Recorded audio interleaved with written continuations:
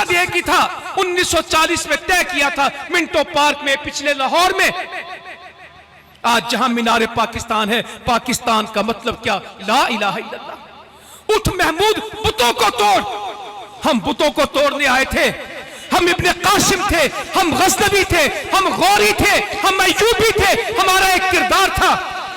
मगर मेरे भाइयों, हम भूल गए। मेरे बच्चे पाकिस्तान के मकसद को बिल्कुल भूल गए। ये बना क्यों था? क्यों कुर्बानियां हुई? क्यों हिजरतें छोड़ी? ये मार्केटें, ये प्लाजे हमारे पास जालंधर में भी थे, लुधियाने में भी थे, हरियाणा में भी थे, फिरोजपुर में थे, अमृतसर में भी थे, पठानकोट में भी थे, यूपी सीपी में भी थे, दिल्ली महाराष्ट्र में भी थे, बंबई कलकत्ता में भी थे।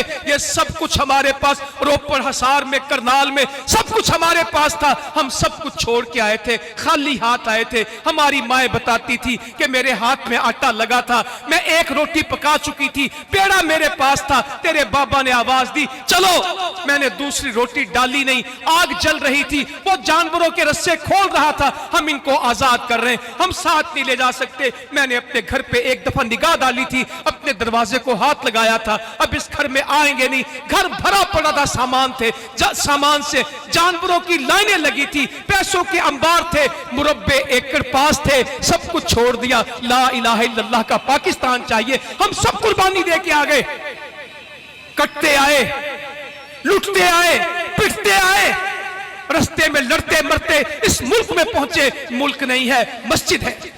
इस मुल्क की पेशानी पे लिखा था ला इलाहा इल्लल्लाह, इसका तारुफ इस्लाम है, इसकी पहचान मजहब है। मगर आज हमें बरगुश्ता किया गया, आज हमें इससे हटाया गया। मेरी नस्ल आज नौकरी के लिए परेशान है। चाहिए आपको नौकरी, मगर नौकरी इतना बड़ा मकसद नहीं था। हिंदुस्तान में आज भी बहुत कुछ होगा, हम तो सब कुछ छोड़ के आए थे।